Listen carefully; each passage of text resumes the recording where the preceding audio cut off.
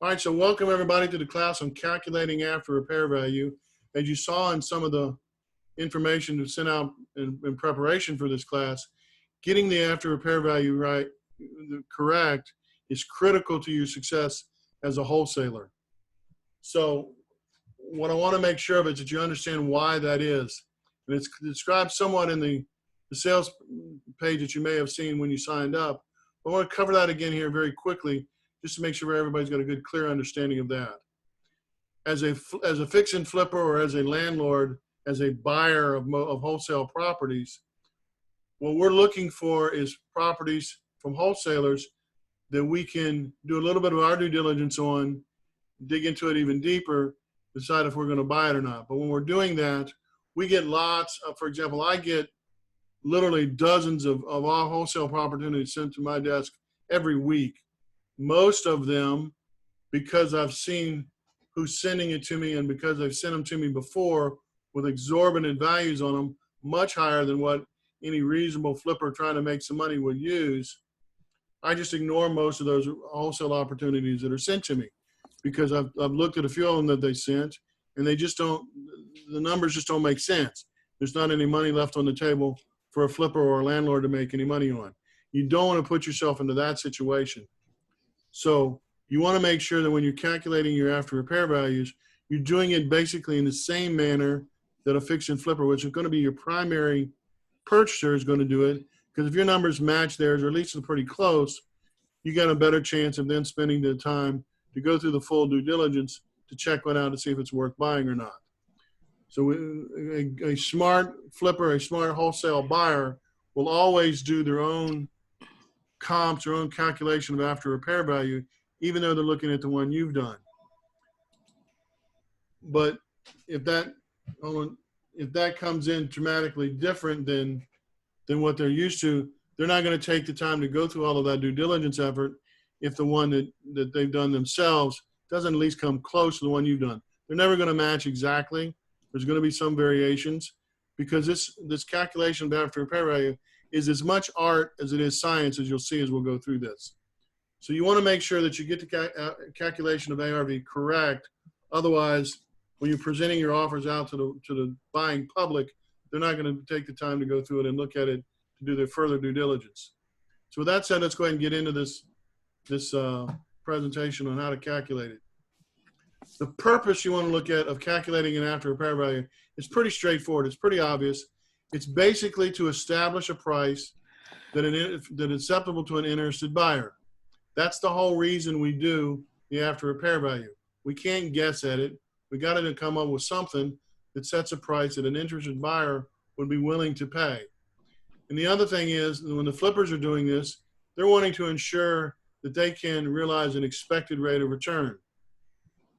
So they do that by looking at what the price will be once they've done all of the rehab work. They tell you guys have probably all heard the 70% of after repair value minus the cost of repairs formula. Whatever formula a fix and flipper or a landlord uses to determine how much they'll pay for a property, it all starts with what they'll be able to sell it for later. What is it? That's why we call it an after repair value. Once it's repaired, now we're going to have to know what it will sell for later. Because as we say many times, you make your money on the buy. Yes, you get your money on the sell, but your money is made on when you buy the property. But in order to buy it at the right price, you have to know what it's going to sell for later. So here's some reasons why the ARV is so critically important. Because it's the basis of every investor's assessment of value. Lenders look at it from one perspective, and they look at it and say, to make sure that they're going to get their investment back in case of non-payment. In other words, when a lender puts a loan out on a property, they want to do everything they can to ensure they're going to get that investment back one way or another. Hopefully it's going to come back in the form of monthly payments that have been done during the course of the loan, plus the principal plus interest back at the end of the loan. But if something goes wrong, the lender's going to look at worst case scenario. That's why you'll find most lenders in the real estate wholesale business or in the real estate investment business will not lend more than 70% of the after repair value of the home. The reason for that is They want that flipper that's doing the work, the person they're loaning the money to take on that first 30% of risk. Now, banks will take on a little bit more risk. I don't know why, but they do. Some banks will loan 80 or 85%, but they make you jump through all kinds of other hoops. And a private lender or a hard money lender has these formulas they use, and their protection in this is to make sure that they're only loaning up to 70. Some of them will go as high as 75. Some will only go to 65.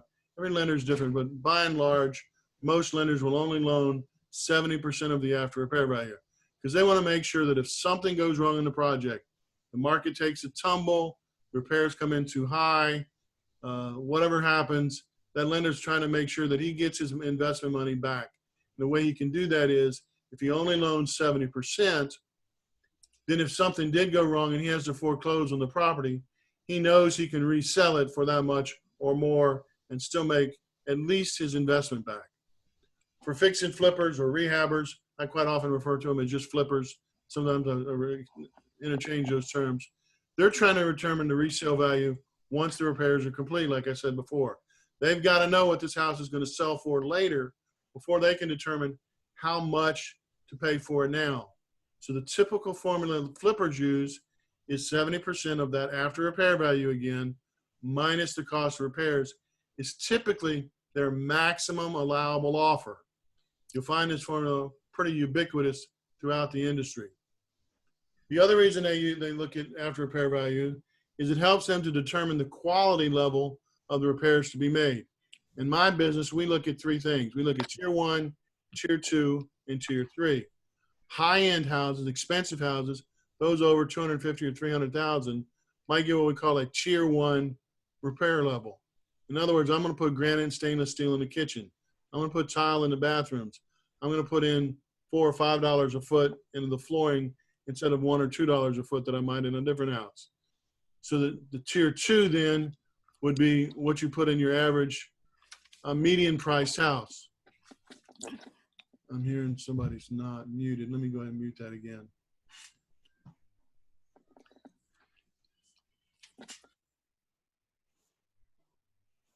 Okay, so tier 2 is what you find in a median priced house.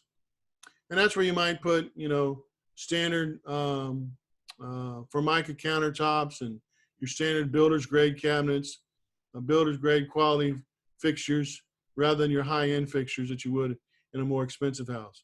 Tier 3, on the other hand, would be rental quality, where you're going to maybe not even update the cabinets. Maybe you leave the old cabinets in there, maybe just paint them.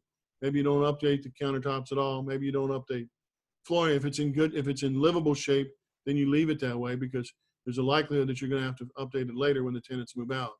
So you don't put high-end flooring or high-end fixtures or high-end countertops, cabinets, those kinds of things in a tier 3. And determine what level of repairs you do to a house is all based on that after repair value. The other thing it does for flippers, it helps a flipper determine whether or not it's wise to expand the footprint of the property. If you can get more than about $100 a foot for a property, I'm going to say $125 a foot for a property, things have gone up. If you can get more than that for a property in retail sales price, then sometimes it makes good sense to expand the footprint of the property to get more price for the house, because everything is based on square footage. Anything less than that, it's not a good idea to expand the property because it costs more to do so. It'll cost you somewhere between, depending on who you use as your contractor, if you're doing it yourself, somewhere around 85 to 90, maybe $100 a square foot to expand the footprint of a house. So it doesn't make sense to do that on a house whose retail value does not come in at a good significant amount above that. So those are the three key reasons that a flipper will use ARV to determine the resale value once the repairs are complete, what level of repairs they're going to put on it, and whether to expand the property or not. Landlords will establish the ARV, use the ARV to establish the basis for setting the rent amount. Many landlords use a very simple rule of thumb formula that 1% of the purchase price, full acquisition price, I'll call it, of the property should be what they get in rent. For example, if you spend $140,000 purchase and rehab of a property to put it in your portfolio of a properties to rent, you're going to want to get about $1,400 a month in rent. That's a general basic rule of thumb that a lot of landlords use. It's not a hard and fast rule. Other landlords use different formulas, but it's a quick rule of thumb that a lot of people use. And then again, like flippers, landlords will use the ARV to establish the quality level of repairs that are put in it. Same thing for them. They're not going to put the same fixtures in a $100,000, $1,000 a month rental that they will in a $350,000 or $400,000 house. So they use this ARV to determine a lot of things about their business going forward.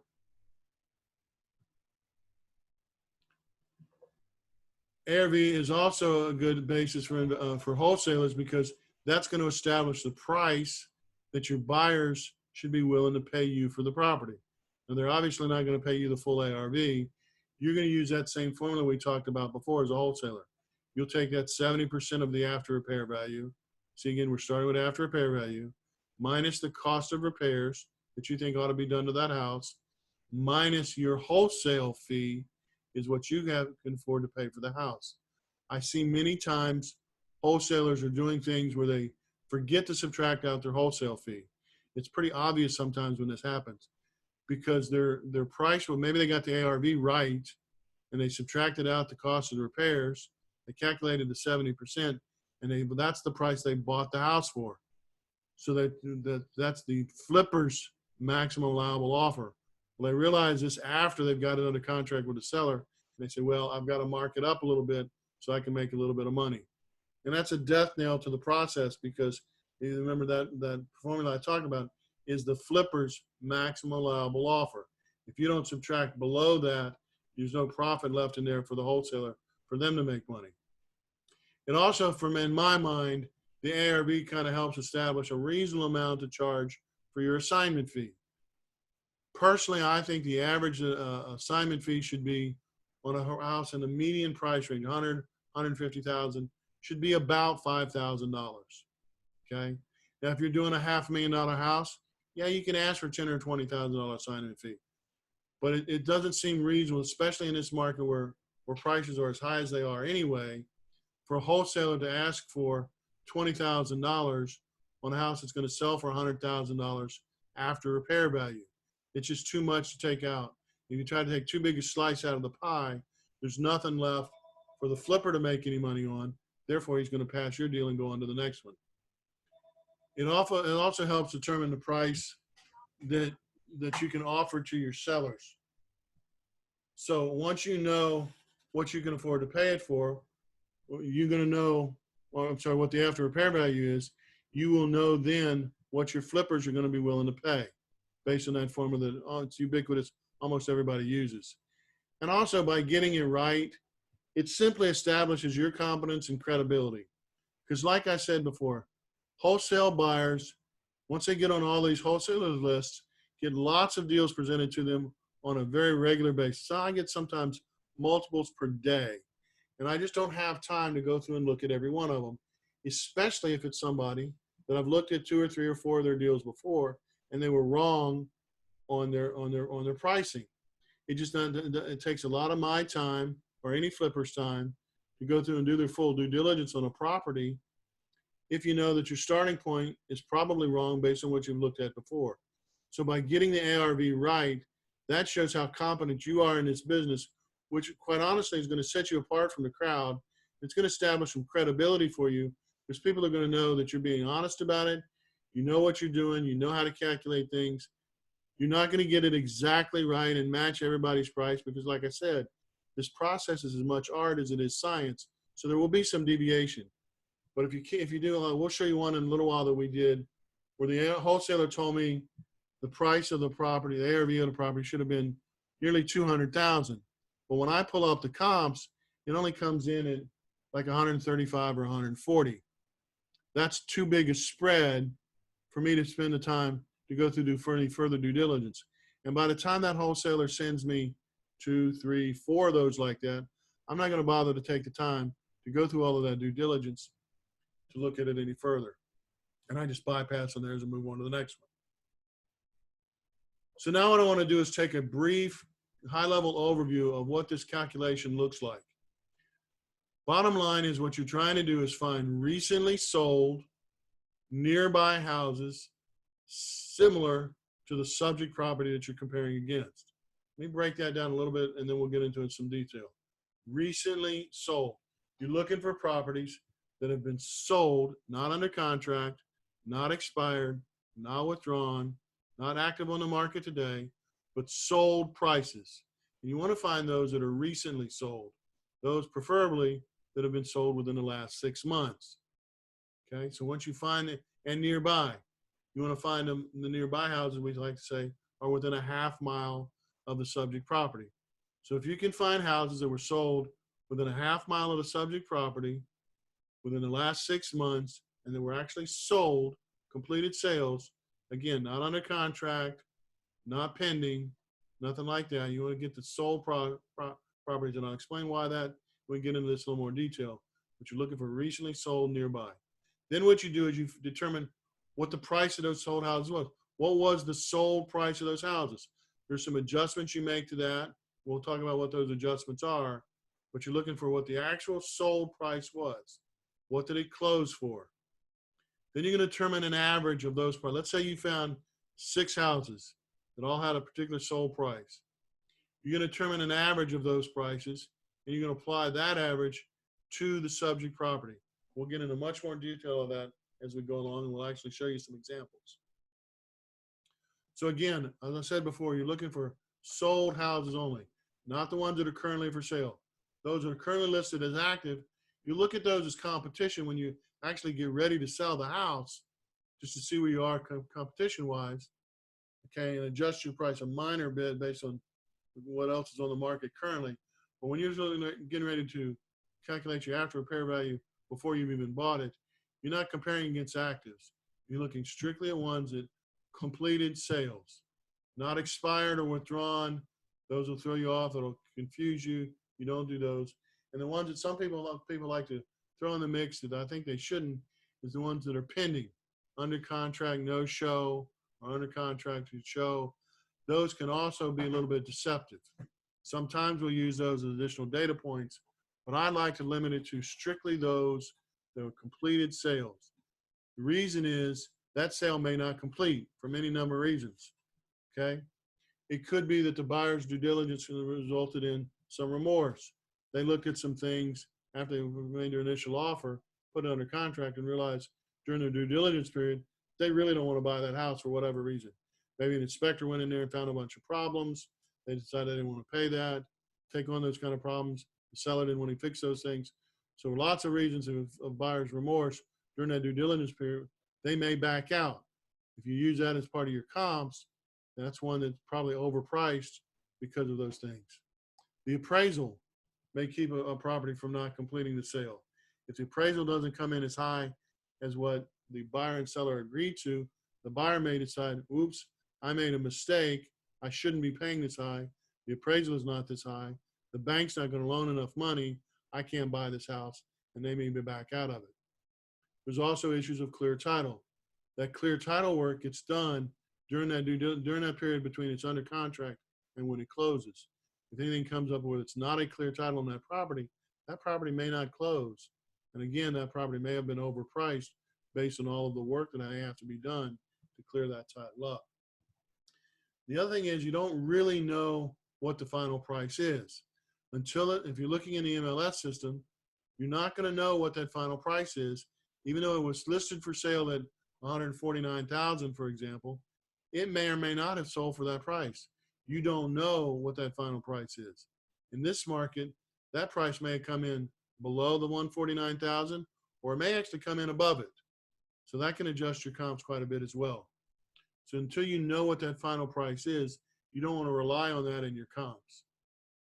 The other thing is one of the minor adjustments you need to do on this pricing is what I call seller concessions.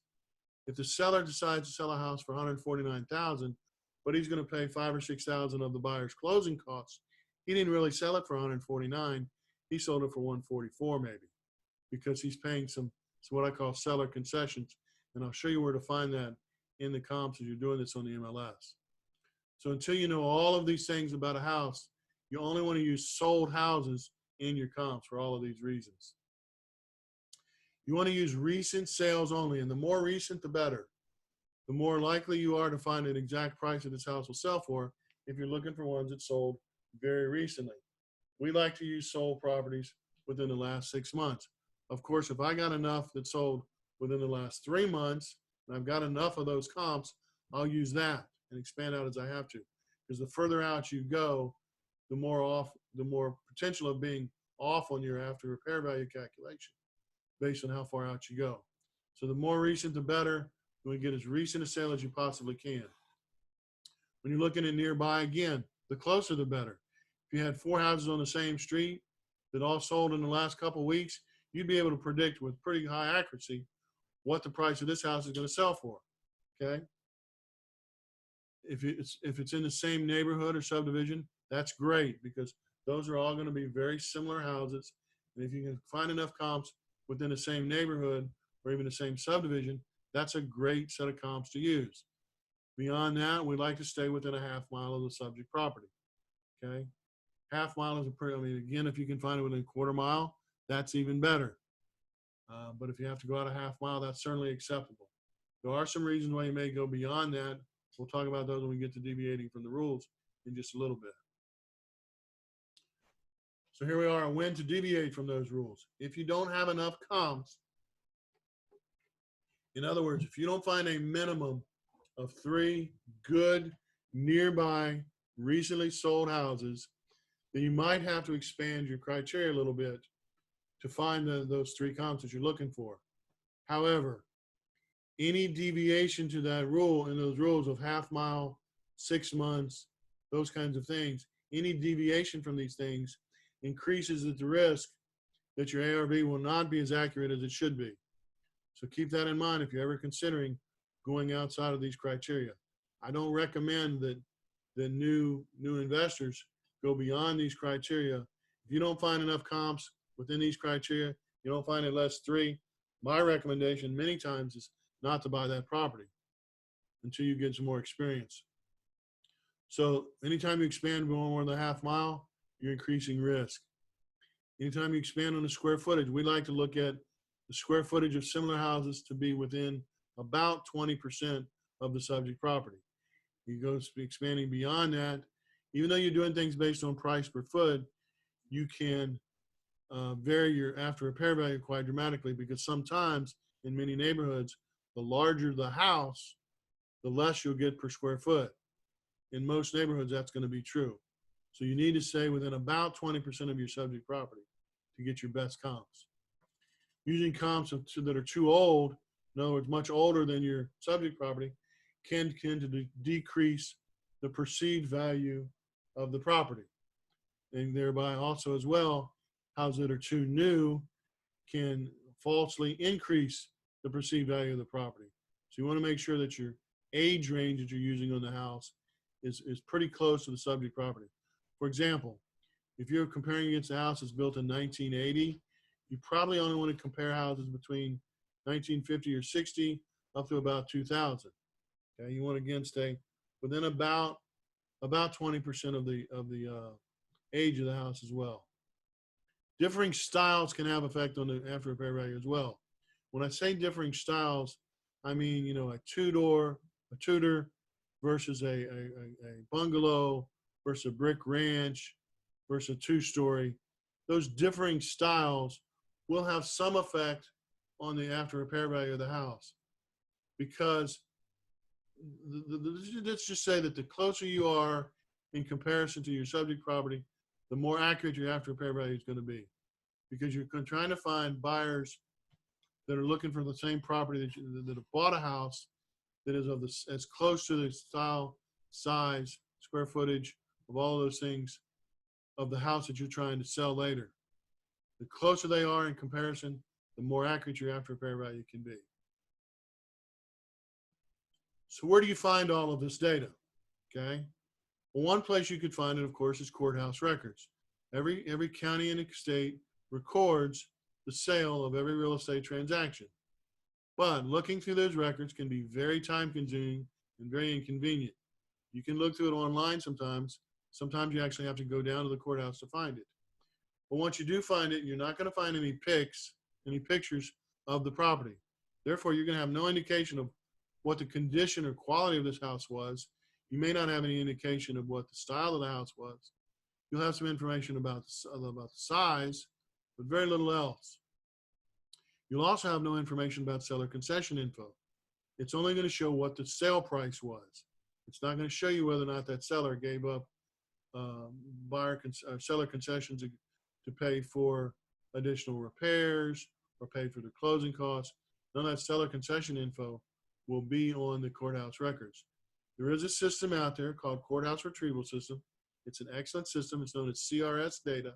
In fact, I think you can find it at crsdata.com. They do a pretty good job of pulling recent information from courthouse records. But I'll talk a little bit later about why, even as accurate as that information is, it may be still considered to be wrong. Redfin is another online source that can be used to pull data for calculating your ARV, finding the comps. It is pretty frequently updated. I don't know exactly, but I think it's within a month, if what I read recently is true. And it does use data straightly from the multiple listing service. But with some recent changes to Redfin, the process of getting to that data is a little bit cumbersome.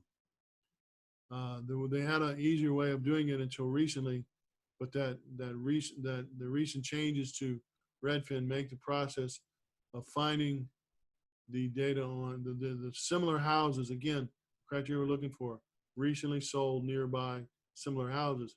The filtering process they use is a little bit cumbersome.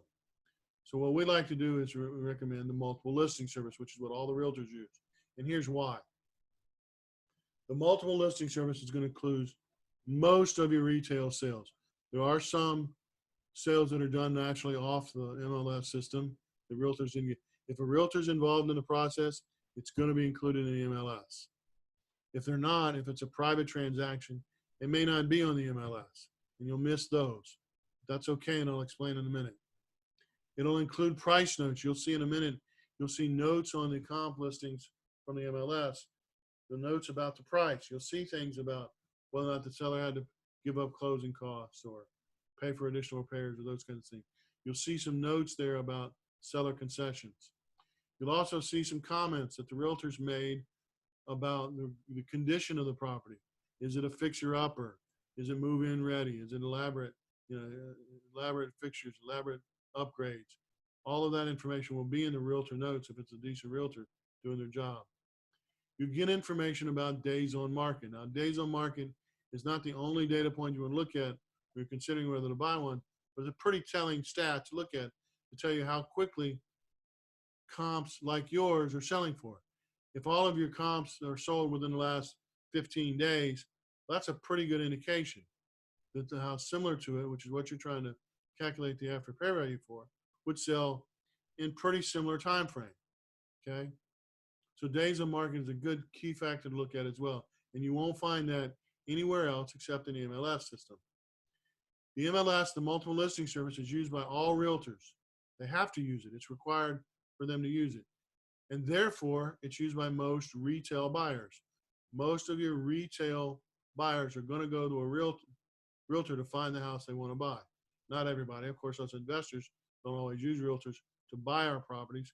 If we're smart, we're using them to sell them, but they don't always use them to buy the properties. We oftentimes buy them off market, we call it. But most retail buyers, which is what you're calculating your after repair value for, is a retail sale price, are going to use indirectly through the realtor the multiple listing service. The multiple listing service prices are considered to be the standard. It's what everything's going to be compared against. Therefore, regardless of how accurate or how complete those prices are, how complete those listings are, it's still considered to be correct. It's a fact that Courthouse Retrieval Service, or you go pull the data off the courthouse rolls yourself, the courthouse records yourself, it's going to be very accurate data. It could be very complete data. It'll sometimes have even more sales information in it, more houses that are sold than the multiple listing service, because courthouse records will have every house that's sold is recorded in the courthouse records. But because the multiple listing service is the standard that all realtors and retail buyers go by, it's what's in the multiple listing service is considered to be accurate and right, regardless of how complete it is. So it's very difficult to explain to a realtor or a buyer that, yeah, there's 4 other houses that sold, they weren't in the MLS, that we're going to reduce that price or increase that price, adjust that price one way or the other. If they don't understand, if they don't see it in what they know to be fact, which is the MLS, they're going to consider it to not be, maybe not consider to be not be true, but not something that they're going to consider. So finding your data in the multiple listing service is crucial, I believe, to getting the right after repair value. Let's dig in a little bit deeper now into what the ARV formula actually is, and we'll take some questions on this in a little while. But I want to go through this in a little more detail now, and then we'll show you some examples and expound on it a little bit further as we get into the examples. The first thing you're going to do is find those recently sold nearby similar houses and determine the sale price of each one of those individual houses. That'll be listed as the closed price. Then you're going to take and you're going to adjust for any seller concessions, and I'll show you where to find those when we get into looking at the examples. So if you sold a house again for $150,000 and they just agreed to pay the buyer's closing costs of $5,000, then you're going to adjust that price to say $145,000. Okay. Then you're going to take and calculate the price per foot of each individual comp house. So each individual one, you're going to adjust divide that adjusted sale price. In our example we just used, $145,000 divided by the heated living area of the house, the total square foot of the house. You don't include things like garages and sunrooms and stuff like that unless they're heated and cooled, unless they're heated. They don't necessarily have to be air conditioning, but typically you're going to find both heated and cooled in those areas. They got to be heated to be considered part of the square footage. There's some other rules about what you can include in square footage, like the height of the ceiling must be at least 7 feet. It's got to have, if it's a bedroom, it's got to have an egress access. I know they got to have a window or a door to the outside. But typically, if you look at the MLS system and you see heated living area, that's the number you want to use as your square footage. I'll show you examples when we get to those.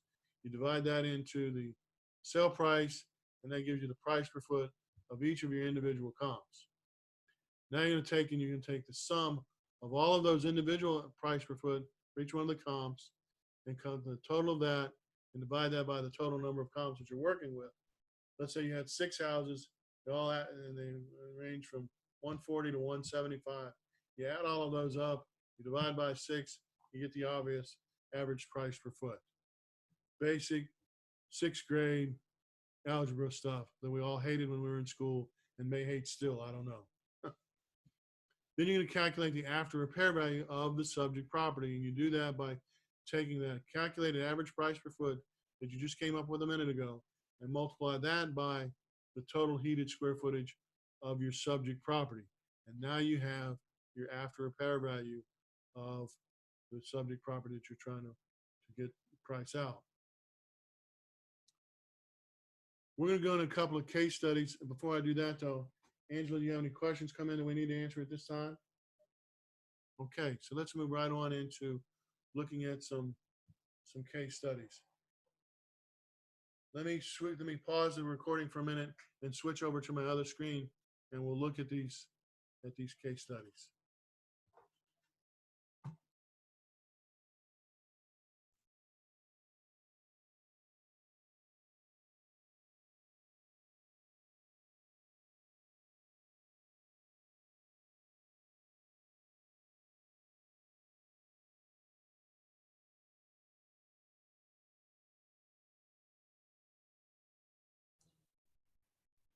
Okay.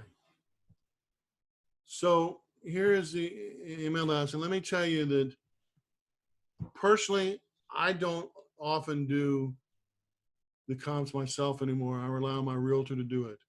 And I expect you probably, if you're doing things right, you can have your realtor do it as well. But what you want to make sure of is that your realtor is doing it in what we like to call the right way.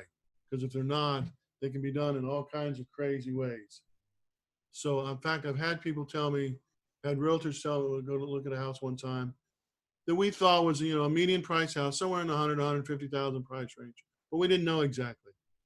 The way this realtor decided to pull up the comps for me is they pulled every house within the city of Salisbury, which is where this house was, that sold within the past 2 years that was between a price of 100 and 150,000. That is not how you determine the comps, the after repair value of a house. And we'll show you exactly how that's done. So the first one we're looking at, Angela, was what's the first one? I'm going to go to residential.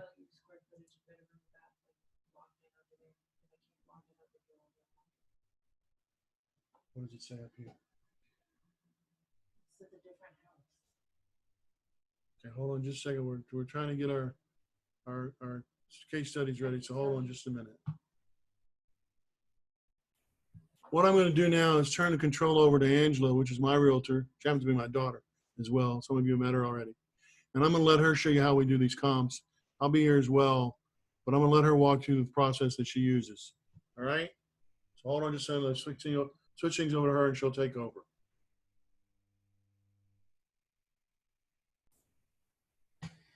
Okay, so the first one we're going to do is 445 first turn. Now, a lot of times when I get things from an investor, and I'm going to give you some bonus information here. If you're working with a realtor, the more information that you give them, the better. For example, if you give them bedrooms, bathrooms, square footage, the age of the house, all of those things, the more information you give them about the house is going to be better for them. The other thing is, if you're trying to change the number of bedrooms, if you're flipping a house and you're going to change the number of bedrooms in a house, that's very important for us to know, because we could be comping out a 2-bedroom house because that's what the tax records show, but you're actually going to make it a 3-bedroom. Well, the comps are going to change if it's a 3-bedroom versus a 2-bedroom. So we always want to know what your end goal is for that house. If you don't give me information and you only give me the address, this is what I do. I have to go into the tax search, and this is exactly how I'm going to do this one so you can see what I'm looking at. We're going to go into here, and we're actually just going to plug in the address. That's all we have. We don't have anything else but the address. So we're going to just plug that in, and we're going to go off of what that says. We can do a quick search here.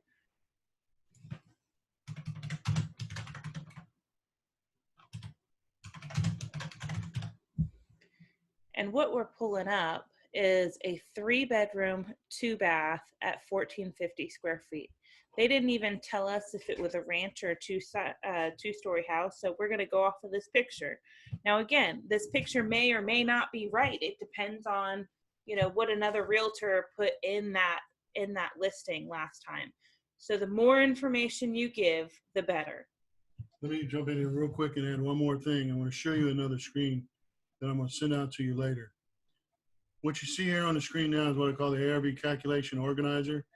If you put in this information at the top about your subject property, the bedrooms, the bathrooms, the square footage, and the year built, if you give that to your realtor as the minimum information, it really helps to get the accurate repair values, after repair values calculated. Because what you're going to do is, as you find each one of the comps, you're going to record it down here. This is where you record all of your comps. This is where you put the sale price, and we'll go calculate all of that based off of this. So start with this information first on your calculation organizer, which I'll send you after this meeting, and you'll have that as your starting point for doing your comps. Okay, so here we know that this is a 3-bedroom, 2-bath, about 1450 square foot, and it built around 1999. Now, if you don't have a lot of comps, or if you see, you want to pay attention to, sometimes you want to pay attention to the land that it has. I know this neighborhood like the back of my hand. I've had 2 listings over there. But this one, for example, only has, 0.13 of an acre. If you have another property, say for some reason in this neighborhood, you get a property that has an acre, a full acre, then it's going to have a little bit more of a value. But for the most part, you're going to want to stick to this material right here. The only reason you would want to deviate from that is if you couldn't find the number of comps that you really needed. Okay, so now we know our bedrooms, our bathrooms, and our square footage. We're going to come back over to the MLS. And again, we're only looking at closed sales. These are only the houses that have sold. I'm going to go in here and I'm going to put in the address of the property. And Google helps me out a little bit by populating the address. Now we need to change this to a half a mile. And on the bottom here, I don't know if we're going to be able to see all of it. Let's see if we can expand this a little bit. It doesn't look like it, but we can see we have a lot of results here. We're looking for, an average of 3 to 4. Now, I know this neighborhood again. So what you also can do and what your realtor can do if you can tell them to do this is you can draw out this neighborhood. So they will need to know, if you want that specifically, if you want that neighborhood drawn out. We don't have to do that right here. But let's go back and see if we can narrow this down because we have a lot of criteria here. So let's go in. We said that this is a 3-bedroom. And we have about 1,400 square feet. So we're going to do 1,200 to about 1,600. Let's see how many results we have now. We still have quite a bit. So let's see if we can, we've got 17. And this is where the big deciding factor is. We have a half bath. Now, I don't know if I know that we have a half bath on this one. I don't know that tax records show that. So again, you always want to tell your realtor exactly what it is because this is not always going to be right. I know personally that this house has a 3-bedroom, 2.5 bath. So we're only going to look at those. I'm going to sort these by the number of baths because we already got it down to a 3-bedroom, and we're only going to look at the 3-bedroom, 2.5 bath. I'm going to narrow it down by this, and then we're going to narrow it down even more. So we're going to do this and refine it and narrow it down even more. Okay, so now we're going to go in here and we're going to look and see, okay, is this really a similar house and is it really an ARV? Our investor told us, or you guys told the realtor that we're looking at a possible 2-tier flip. So we're not doing a rental quality, but we're not doing a high-end upgrade. We're doing somewhere kind of in between that. So that's the kind of upgrades we're looking for. If I quickly kind of fly through these a little bit, this looks pretty good to me. These cabinets aren't brand new. You don't have quartz on the countertops, but they're in pretty good shape. The appliances aren't brand new, but the carpet looks like it's new. Everything looks clean. I would say that this is a good tier 2 comp. So I'm going to leave that one in there. Here's another one. Again, the same style house. It's actually laid out identical. We're going to go and flip through these real quick and see. Now, I wouldn't say that this is completely I would maybe update a little bit here, but again, for the sake of this, I would still say this is probably a tier 2 comp, maybe a 2.5, but still in pretty good condition. It's definitely outdated a little bit.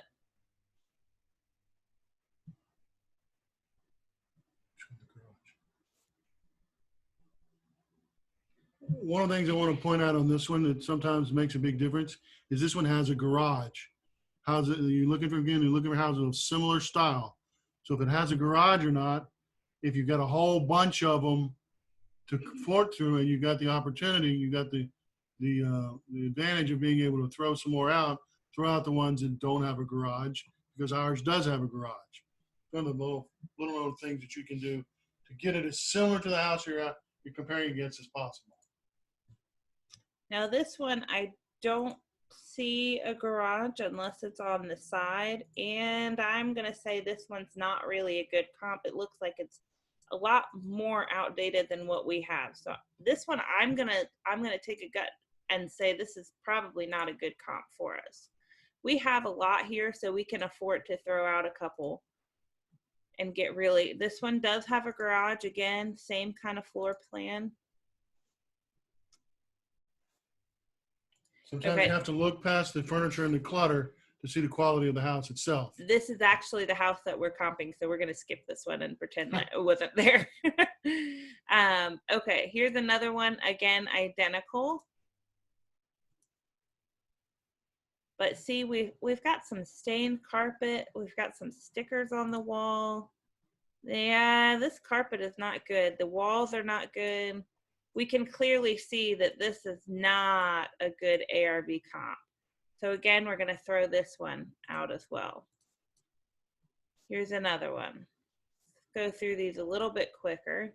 This is definitely an ARV comp. So we're going to leave this one.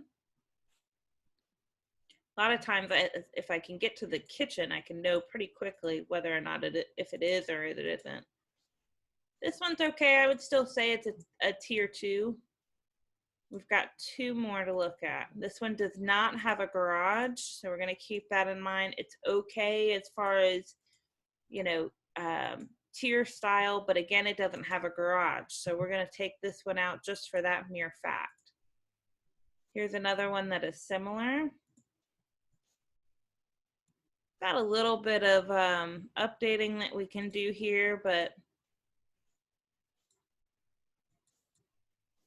for the most part, it seems like it's all right. So we're going to keep that. Okay, so now we're going to go back to our single line display. We're going to see how many we have. All these check marks are the ones that we have. Remember, our goal is to stay with 3 or more. Okay, so let's take these, and I'm going to do just a quick CMA comp. Let me jump in here just real quick. Go back to the last screen for just a minute. So what you would do at this point would take this information from here and transfer it over to your calculation organizer. If you don't have the luxury of being in the MLS system itself, you transfer it over here and make a note of all of those things we just found. Okay, because we're going to use that information. Now, because Angela's using the MLS system herself, she's got the opportunity to do it a little bit further, let the tools of the MLS system work for her. She'll show you that. Okay, so this does lay out the address. I can see all of my subdivision names are the same. My type of house is the same. Bedroom, bathroom, everything is pretty much spot on. We're pretty close in the square footage. Remember, the bigger the house, usually, general rule of thumb is the less in dollar per square foot. We're pretty close on with the acreage, so we're doing pretty good here. So I'm going to say this is a really strong comp at 104.59, and we're going to multiply that by the tax record that we have here, which is $14.50, and I don't have a calculator directly on me. See if we can figure out what that is. What do you want to do? Multiply 14.50 by 104.59. Whatever. Close enough. Okay, so we calculated 151,655. Now this is the house that I just sold. I listed this house at 145, knowing that I could clearly get a sale price of 150, maybe even higher. And that's exactly what I did, was I got 150. Mine was the one that we skipped over, which I'll just show it to you really quick. This was tenant occupied. It was not in the best condition on the outside, very cluttered on the inside. So I went very conservative, and I always do. If you're going to ask me to pull a comp for you, I'm going to be very conservative. It's just what I do. I want to make sure that I'm telling you on the buy side, the conservative number, so you're not going to be hurting in the end. So this one had some pretty crazy colors, and I wanted to be conservative on that one. So that's the first one. That one was actually kind of easy. Now, this is where you can see the seller concessions. On the MLS, you can. Right here on the bottom, it's going to tell me if I have any seller concessions. We did not have one on this one. So that's where you can see that. And again, you can see how quickly it sold. These are the notes that I put in. I kind of dress up my notes, but let's read these just so you can see. This beautiful 2-story home located in Southern Chase neighborhood has been well cared for, with carpets throughout, a large living room, dining room, and plenty of storage in the kitchen and pantry area. You'll feel relaxed and comfortable here. With generous sized bedrooms upstairs, beautiful master suite, and hall bathroom, you will have all you need to make this home to call it your own. Welcome home to 445 First Turn. So the point here is, when you read a note like this, you know this is one that's probably an after repair value, already been repaired and updated and rehabbed maybe. It doesn't say anything about handyman special or TLC needed or anything like that. These are what you're looking for in the realtor notes, if you can find those, both in the public remarks and if you have the opportunity to see them in the agent remarks. So this was a pretty good, clear indication this was a good after repair value comp that you could use. Okay. So are we going to move on to the second property Sure. now? Let's move on to the second property, which let me see if I can pull up which one that one was. I think that one is 222 Flanders Drive. So let's do that one next. So I personally know this house as well. So I'm going to tell you off the top of my head, I know that this is a 4-bedroom, really a 5 if you want to count it. Now, I'm going to tell you that there's not going to be much of a difference in resale value between a 4 and a 5-bedroom. You don't really get that much value out of that extra square foot. So again, we're going to go with the 4-bedroom. We're going to do a map of this and see if we can clearly see the subdivision. It looks like we're right there in it. So I'm going to leave this alone. Although these houses over here I know are not comp. So I am going to narrow this down just a little bit, which it takes those out. So I am going to draw that map. And someone that knows the area, an agent that knows the area, is important. While she's drawing this, what I'll tell you, remember I said, the closer you can get, if you can get into within a subdivision or an exact neighborhood, the closer you get as far as distance from the home, the better off your after repair value calculation is going to be. So she's drawn a map there of just that neighborhood. If she gets enough comps within that, she doesn't have to go out the full half mile. Now here I only have 2. That's really not enough. So I'm going to take off the bedrooms and see if I have any more here. This neighborhood has a lot of 3-bedrooms. So our house that our subject property house is probably the biggest house in the neighborhood. It's 2996 square foot, almost 3,000 square feet. It also is technically, it could be a 5-bedroom, but again, we don't have a whole lot of value between the 4 and the 5-bedroom. It's a 2.5 bath. So these are the closest comps that we have. It's a 4 based off of bedrooms and bathrooms. It's a 4-bedroom, 2.5 bath. Again, they're not as big. And so we're going to keep that in mind because we know that the price per square foot is probably going to go down a little bit the bigger the house. And we definitely have a bigger house. So let's look at these. Charlotte Highway is not going to be a good one because that is not in the same neighborhood. We're going to fly through these really quick and see if Winborn is actually not the same neighborhood either. Greencroft is the neighborhood that we're comping. So Winborn is not the same. I'm going to go ahead and throw those out. And I'm going to throw them out also based on the square footage. Yeah, both. I mean, we haven't found a whole lot yet, so we haven't been able to narrow a bunch of stuff down yet. But I'm going to go ahead and discard those because we know that those aren't good. So now we're left with 3 in Greencroft in that specific neighborhood. Again, your goal at this point is to find houses as similar as possible, recently sold, nearby, similar houses. That's what we're trying to do here. Right now, we're still within 6 months. If we have to, we can always go out a little bit. This is similar in style. The layout is a little bit different for our subject property, but it's definitely an ARV comp, and we can use this. Here's another one. We do have a garage with our subject. This is a similar layout as well. Definitely an ARV.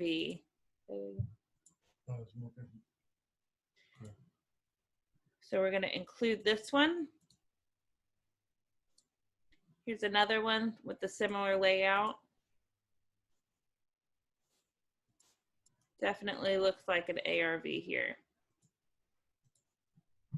All right, so we have. When she says it's ARV, what she's really saying is these are homes that have already been updated to the same quality and condition of what we're going to do with the one that we're working on. I'm also going to fly down here real quick just to see if there's any seller concessions. There's none on this one. Let me go to the other two just to see if we need to adjust anything that way. There's none on this one. Here's another one. This one had $1,000. So when this sale price says that it's 207, it's really 206. So we really got to keep that in mind when we go to do our averages out. When you do your form that he was showing you earlier, when you're writing that down on your organizer sheet, you're going to adjust that price. It's going to say sale price was 207, but you really want to say 206 because you've got to subtract out that seller concession. All right, so let's keep going. Oh, I'm flying through these, sorry. And I'm going to average this out. Again, I have this quick trick through here, but you can do the same thing by taking the sale price divided by the heated living square footage. Again, this one is going to be 206 divided by 2113. Let me show you a quick trick. This is something we've done to make things a little bit easier for us. We've created another layout of this form that includes the price per foot. This is something you can add to this layout if you get into the access to the system. So what you would do is you record on your sheet the price and the price per foot. It's already done the calculation for you of taking the sale price divided by the square footage of the house and giving you the price per foot. So your next step would be to take these three that you included as your comps, add these numbers up and divide by 3. Our system does that automatically for her. So what that number comes up to, and again, we don't have that 206, we have the 207 in here. So we need to keep that in mind, but we're coming up to 9253. Now remember, our subject is 2996 square foot, okay? We don't have a house that we can comp that big. So I'm gonna go down in my dollar per square foot. I'm gonna say it's probably more like $90 a square foot, maybe even a little bit less. Let's see what $90 per square foot is. At 9253, we're at 277, 219. Let's be more conservative because we have a bigger house. Let's knock that down to $90 a square foot. Now we're looking at 269, 640. It makes a big difference. You know, when you get a bigger house, you can't sell it for as much as these little smaller houses are selling for. So just keep that in mind. I would say that I want you to feel comfortable if you were to go into this deal. I would say be comfortable at 260, 265 of an ARV. Base off all of your numbers off of that. Remember, I told you that this process is as much art as it is science. So you can make little mental adjustments like that as you're going through these. Just be sure you're being very conservative at this point because you want to be better off to underprice a house than to overprice it. Okay, so we have one more. And this one was one that we got through a wholesaler. And you're going to have to forgive me because I don't remember the address off the top of my head. So I'm going to have to go back to I think it was 3131 Oneida, but how can I get back to the PowerPoint?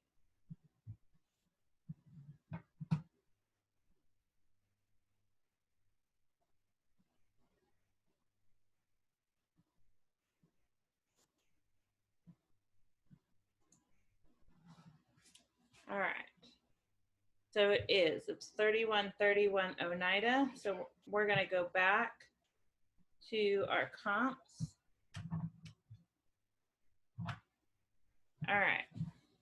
And I have no idea what 3131 Oneida is, and my investor did not tell me what it was, so I'm going to just go off of what I have on the tax record. And hopefully, it's actually a wholesaler that gave me this one. This is one as an example of some wholesaler doing their comps and not doing it correctly, because the price they gave us for this house was 185. 185. So we're going to look at these comps now and see if we can support that 185 price with actual comps that we're looking at in the system. And I can't even see a picture of this front of the house. I got to know what I'm working with here. So I'm just going to Google and see if I can find a picture of the front. Because I right now I have nothing to go off of. This wholesaler gave me nothing. So here's a Google Street View. Okay, so it looks like it's a 2-story, and there's several houses that look about the same kind of style. The other cool thing is you can drive down this neighborhood by doing the street view. Now notice down here, this was an image that was taken in February of 2016. So keep that in mind. This could have changed. It could be a better neighborhood. It could be a worse neighborhood. All you can really do is drive by yourself to get a better, accurate picture of what it looks like now. Sometimes, you know, flips happen in a neighborhood pretty quick. Sometimes they deteriorate pretty quick. The other cool thing is, if you don't know the area very well, I did a street view of something like this and realized that there was a factory plant directly across the street. So all of my comps in that neighborhood were telling me, oh, this should be a great house. This should be a great ARV. But when I did the Google Street View, I realized that there was a factory. That's going to deteriorate a lot of buyers from buying that property. So you're not going to get as much as you normally would with a regular ARV comp. Okay, so this is our subject house. This is what we're going to be comparing everything to. Tax records tell us, this is the wrong one. Tax records tell us that this is a 4-bedroom, 1-bath, about 1,690 square feet, and 1982 was when it was built. So let's go see what we can find.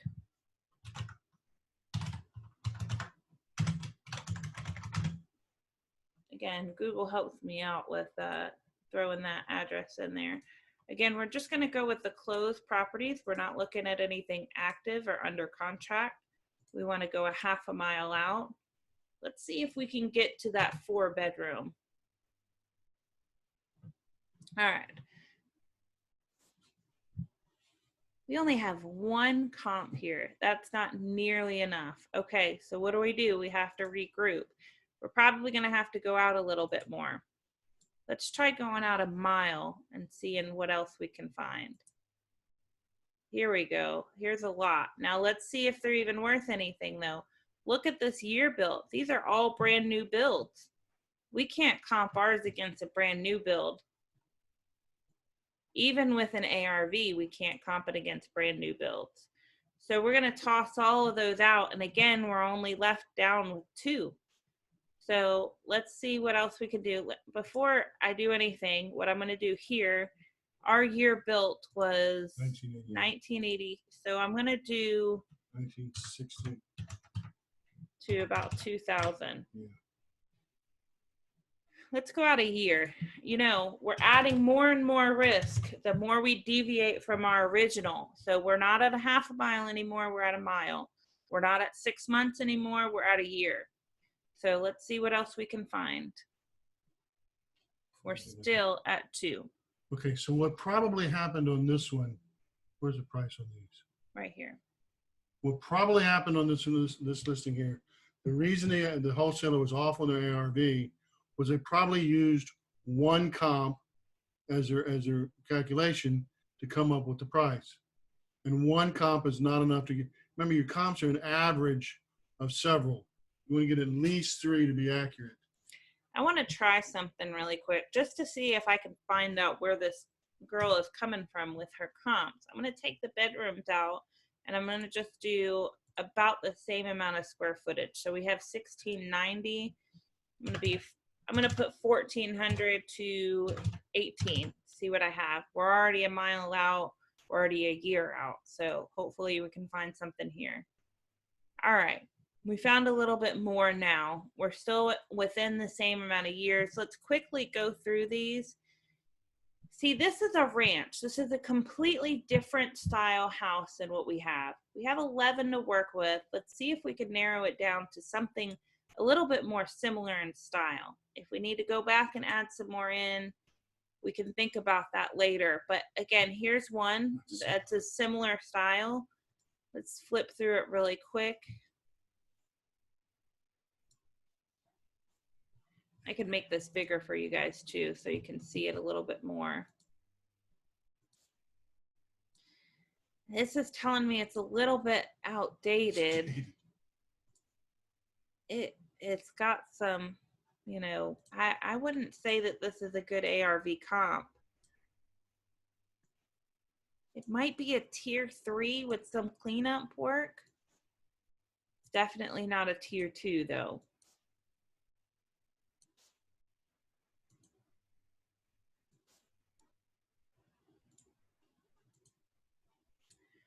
Okay, I'm gonna click this one for now because we don't have a whole lot of the style. If we find more, I'm probably gonna throw this one out. Let's keep going and see what we can find. Again, another ranch. Another ranch. Here's one. This looks like a good one. This one looks pretty clean.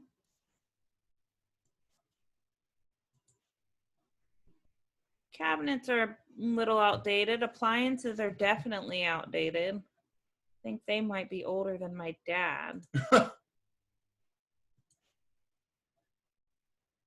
Got some vinyl on the floor. But for all intensive purposes, this is not a bad house. And it is the same style. So we're going to keep this one.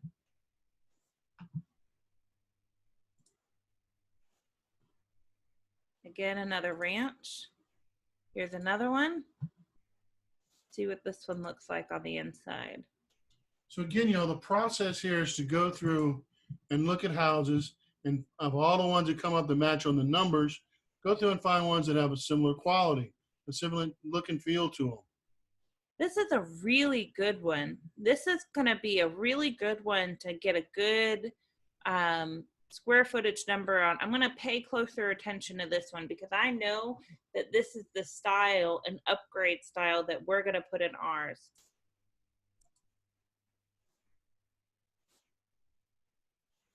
Got a little bit of some bold colors. I actually think that looks pretty cool. Everybody's got a different taste though.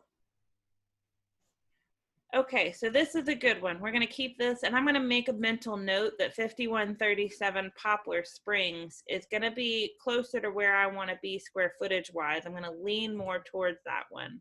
What she's saying is it's going to be more similar to what our house will be like when we get through with our rehab, or when your wholesale buyer gets through with his rehab. All right, so we've got 3 here. I'm going to show you this other view because this again breaks down the dollar per square foot. Here's the one that I really liked. This one was $97 a square foot. These others are quite different. Let's see what our average comes up to.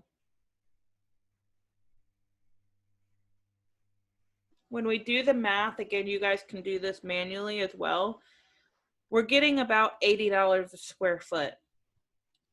97 and 80 is a big difference. Now we know ours is going to be a little bit nicer, but here's what I would do.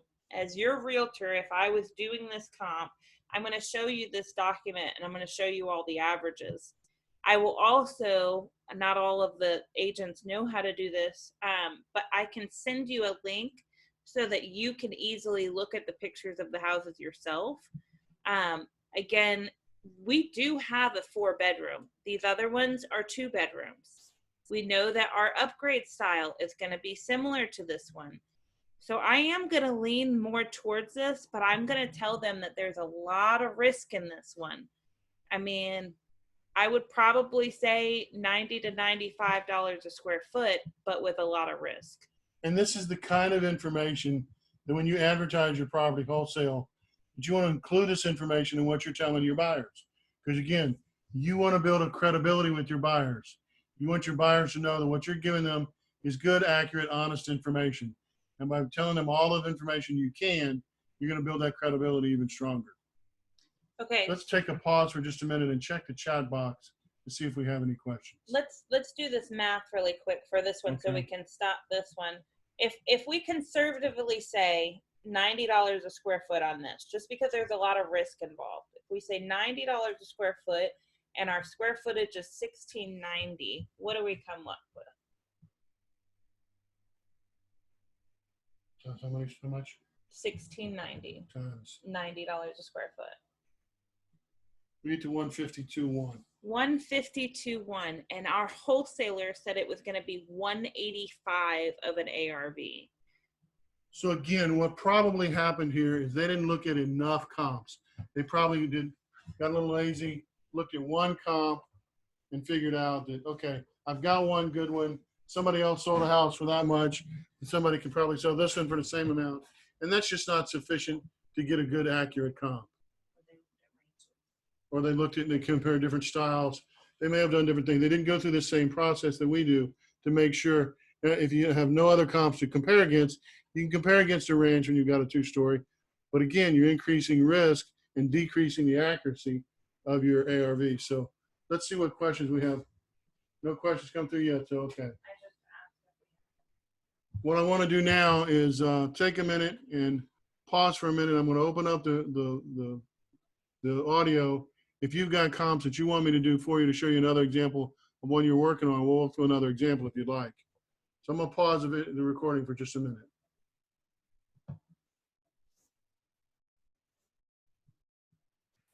Okay, so we got a couple comps we're going to look at kind of live here and see what we find. So first thing we want to do is we're going to do a Google drive-by on 80 Georgia Street in Concord and see what we find.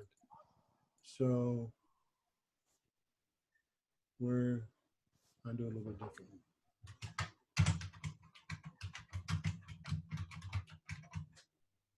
Okay. And we'll look at it here. It's over near Barber Scotia College. So it looks like a small ranch. We'll look at tax records here in a minute and see exactly what it is. So we got a little bit of an idea of what it's like. I'm not going to spend too much driving through the neighborhood, but got a little bit of a picture of what the house looks like at least. And pretty much the rest of the neighborhood pretty much looks the same. Okay, all right. So walk me through the real list here. I don't do the real list. Angela does these, so. Just close the report. Close the report. Over here. 80.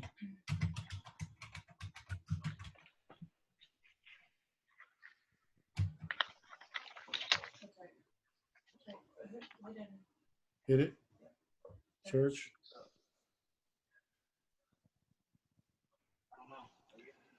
Okay, this says 1,400 square feet. That lines up about with what I saw in the picture. That seems about right.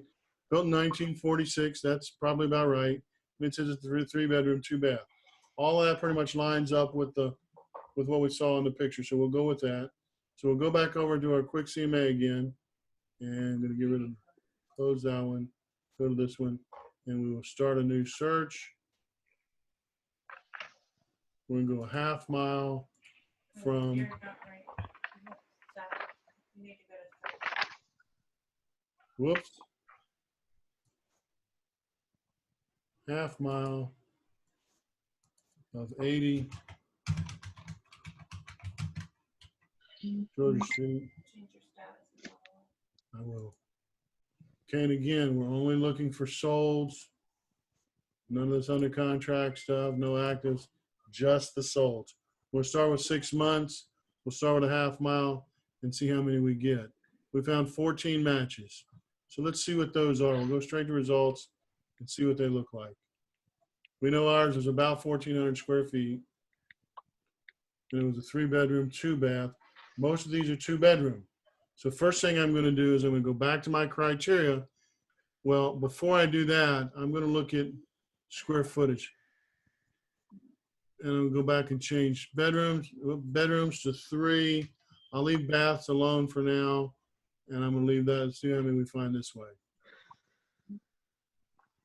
That narrowed it down to 2. So we realize we may have to go out a little bit further to get what we're looking for. Don't like to do that, but when you have to, you have to. This goes 3-bedroom, 3-bath, and a 3-bedroom, 1.5 bath. Mm-hmm. So notice too that this one's in the historic district. So what we're going to do now is we're going to go look at the map, because this particular neighborhood, we know you go 1 or 2 streets over, you're in a completely different neighborhood. So this is the one that's much more expensive. I mean, this is a 3-bedroom, 3-bath. This is a 3-bedroom, 2-bath. And that's what's been confusing me, like in this area, it's just all over the place. And sometimes that's a challenge. So what you have to do sometimes is you just have to know the neighborhoods. I mean, because you got to maybe have to go in here and draw a map like she did before. And you may just know that anything on the north side of Cabarrus Avenue is more, let's look at age of that place. Maybe that'll tell us. The age of that one, it's a much bigger house, much older house. So it's a historic district. Mm-hmm. We will not be able to use this one as a comp because of square footage is too big and the age is too far off from our comp.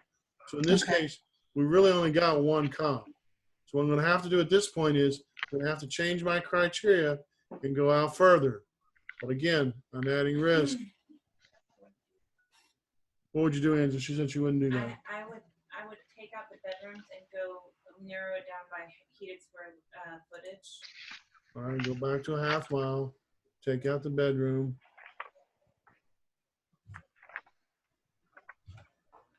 And change the first square footage.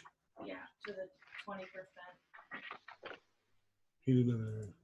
And we're at 14, 20% is going to be, let's go 1,100. Whoops. To 1,700. See what we find.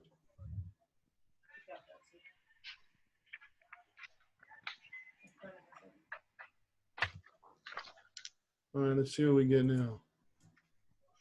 Got a few more, but not much. So Gibson Village, let's look at it on a map and kind of see where it is. Again, you got 2 of them up on the north side of Cabarrus Avenue. I don't know that neighborhood well enough to say whether that's comp or not. So we're gonna have to go by data that we have here. They fit as far as size, but they don't fit for age. They're probably more up in that historic district still.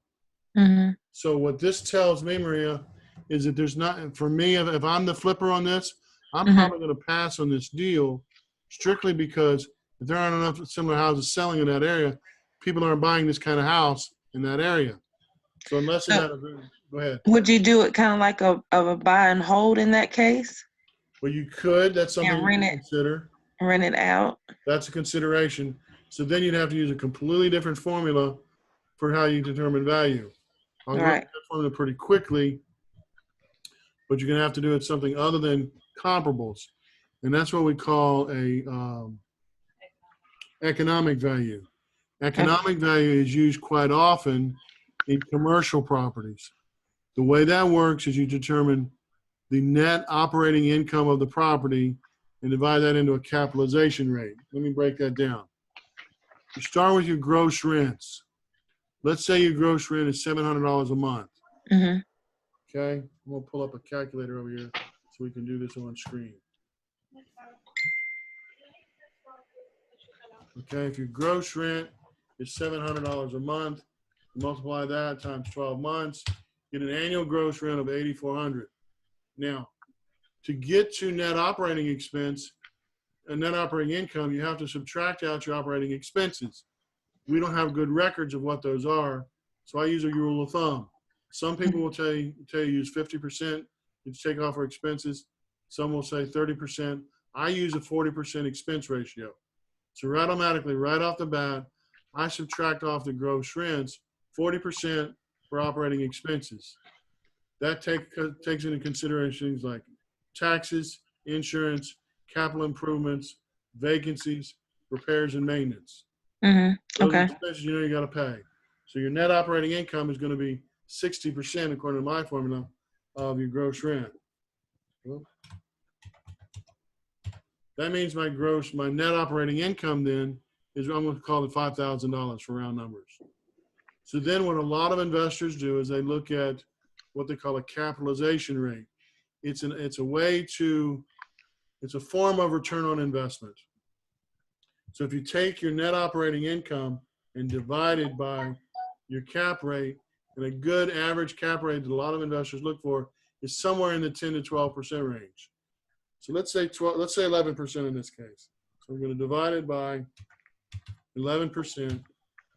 That would tell me that my price for this house would be somewhere around $45,000.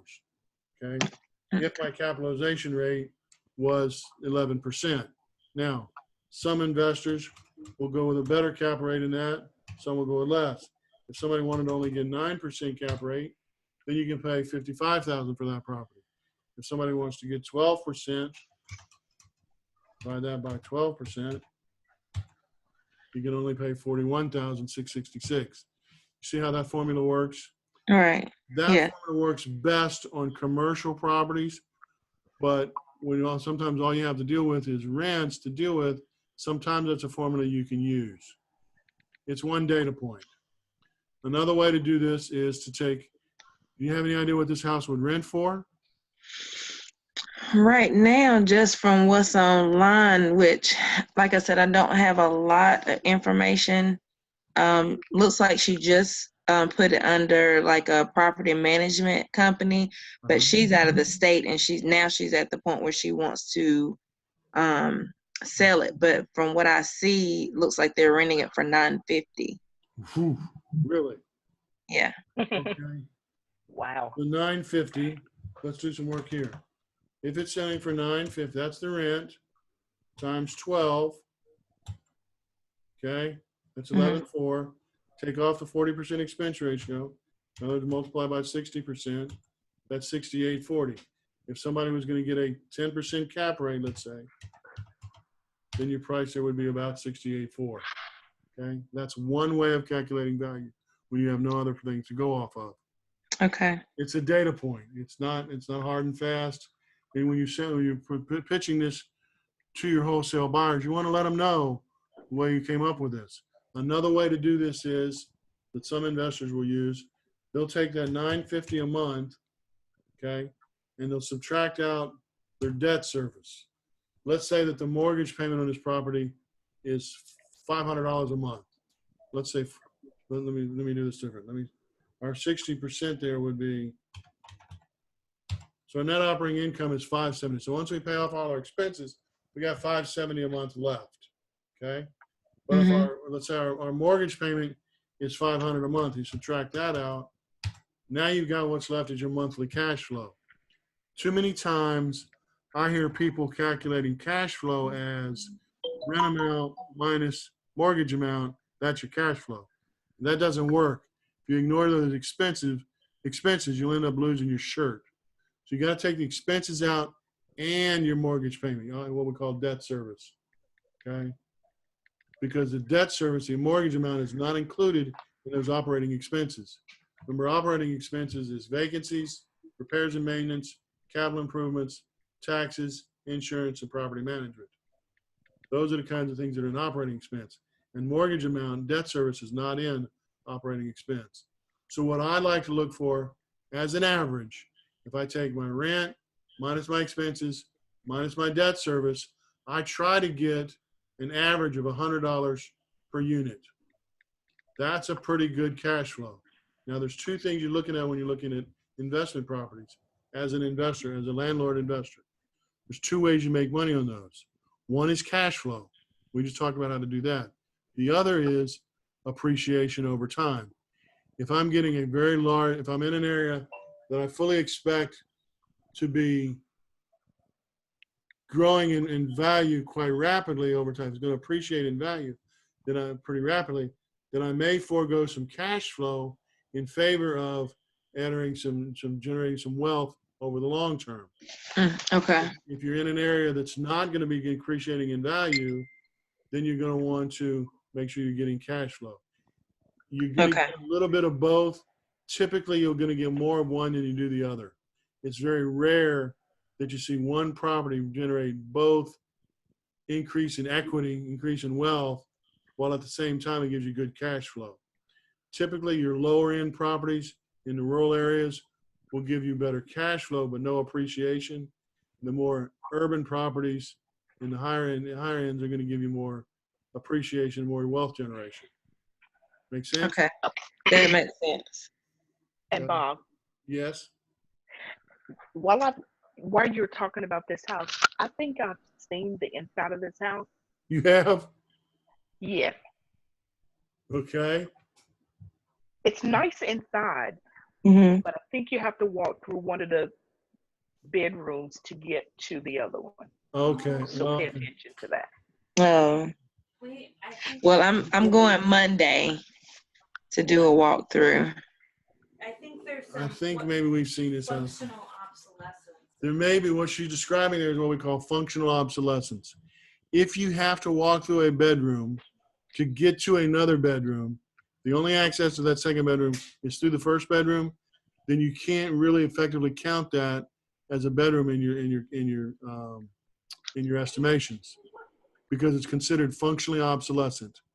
So what a flipper's going to do, I looked at one, got one right here in town I looked at, that's the way it is. It's a 3-bedroom house. There's clearly 3 bedrooms there, but only 2 of them can be accessed without going through another bedroom. So that first one that's on the front of the house that has no separate door to it except through the other bedroom, I'm going to close off that door to that bedroom and put another door elsewhere that you can get to it directly off the living area. Then you just increase this from effectively a 2-bedroom that you can listen for to a 3-bedroom. So that's the kind of things that a wholesaler will want to know as well. You could list this if you're wholesaling it and advertising it to people as a wholesale property. Currently 2-bedroom, easily converted to 3-bedroom. You put comments like that in your advertising. Okay. Okay.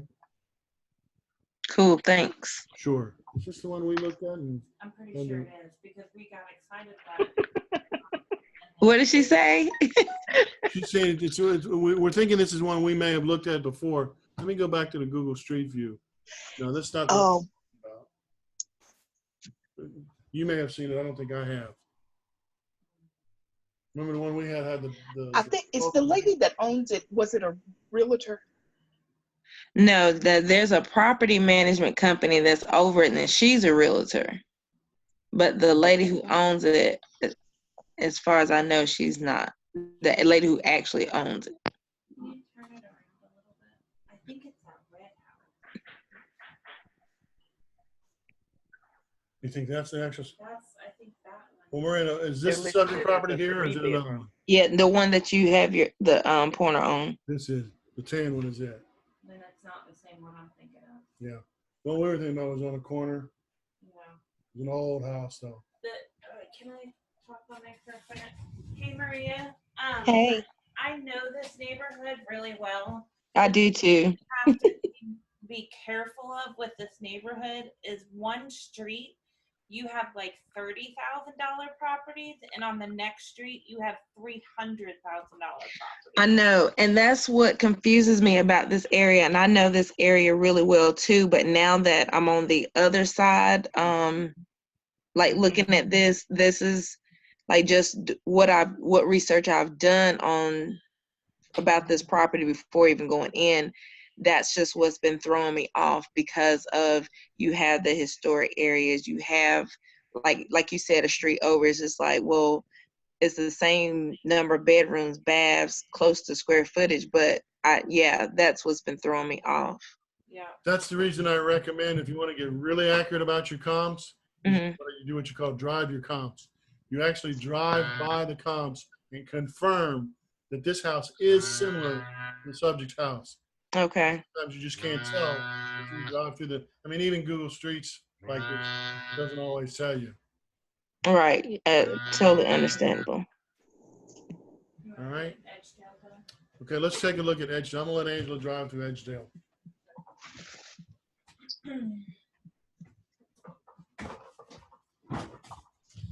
Okay, so I'm going to do the same thing because I think I know where this is, but I want to make sure.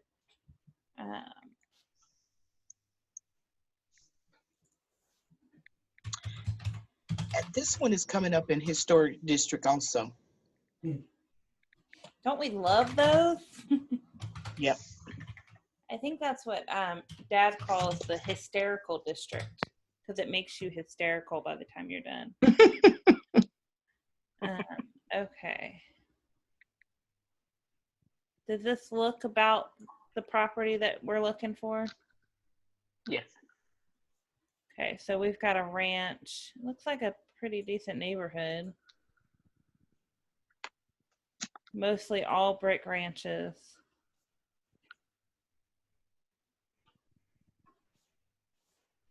Okay, so let's go over here and look up the details so we can verify those.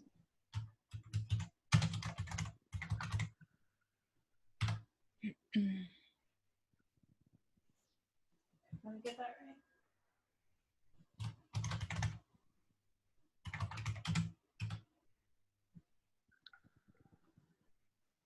Sometimes when I don't find it right off the top of my head, I just go down and search for it.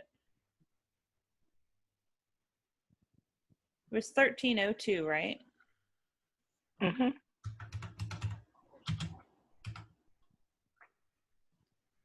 Weird.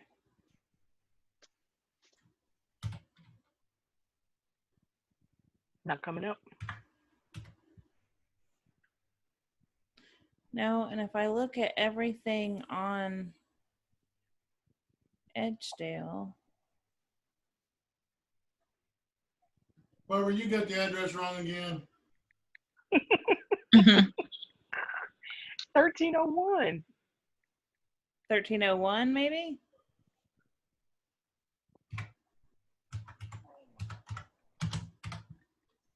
We have a 1301. No, that's Salisbury.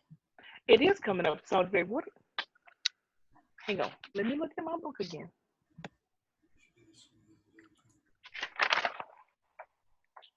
Yeah, and this the Google Drive by is Salisbury as well. I'm changing. Back up.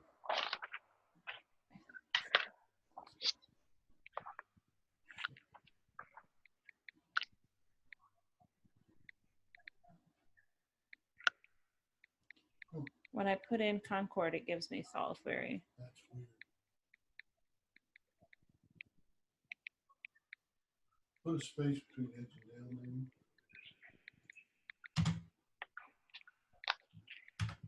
Let me make sure I'm spelling. I don't know if it's Edgedale with E and two L's or. Edgedale.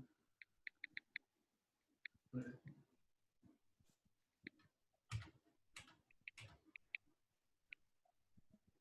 Try that.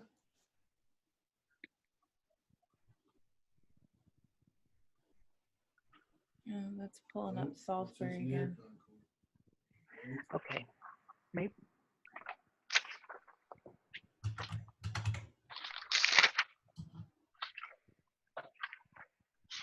I'm gonna do a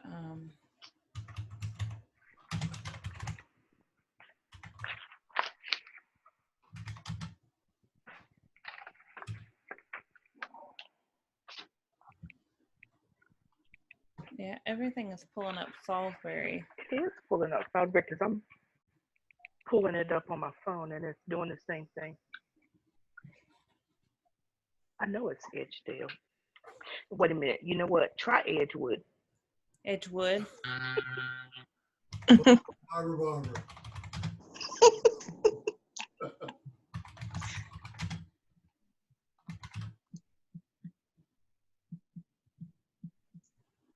Maybe two separate words?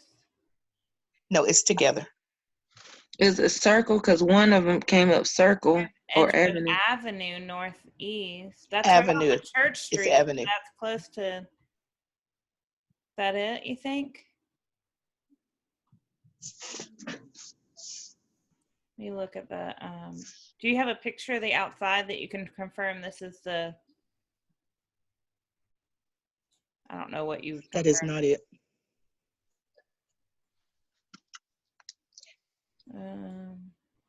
Is this it right here? This says.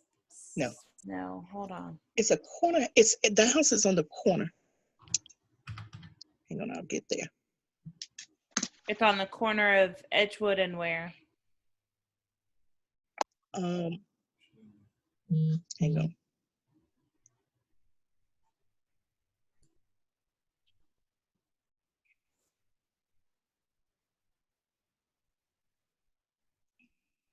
Let me find Cabarrus first.